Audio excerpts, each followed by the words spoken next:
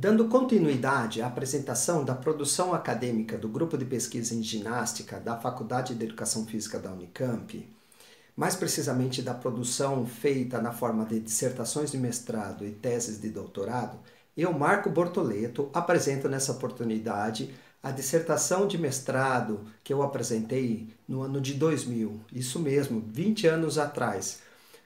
Trabalho esse produzido sob a orientação da professora doutora Elizabeth Pauliello no programa de pós-graduação em Educação Física da Universidade Estadual de Campinas, a Unicamp. O referido trabalho teve como título o caráter objetivo e o subjetivo na ginástica artística. Nessa oportunidade, investigamos a ginástica artística enquanto esporte no contexto do alto rendimento esportivo. Mas o que queremos dizer quando nos referimos à dimensão objetiva e à dimensão subjetiva da ginástica artística? Me permita ler um trecho. De modo simplificado, quando falamos dos aspectos objetivos, nos referimos aos elementos concretos e que podem ser mensurados, quer seja na prática do treinamento ou da competição.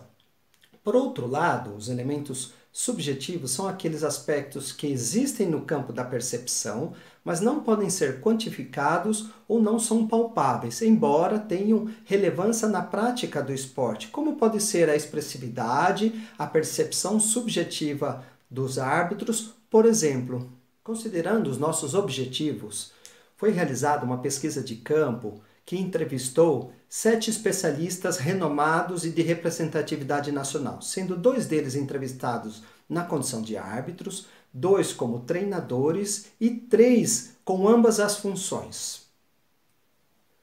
Todos esses participantes foram entrevistados em 2 oportunidades usando a técnica de entrevista em profundidade, gerando assim 14 horas de depoimentos que constituem o nosso corpus de dados.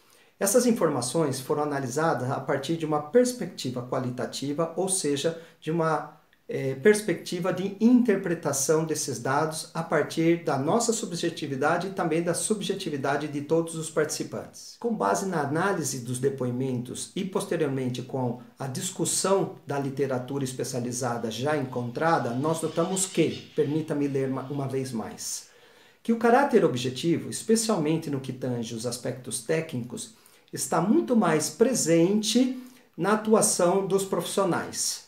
Parece, inclusive, que esses profissionais refletem um condicionamento que enfatiza quase que exclusivamente essa dimensão objetiva do esporte, embora todos reconheçam que a dimensão subjetiva seja importante, quer seja no treinamento ou no ajuizamento, ou seja, no processo de arbitragem.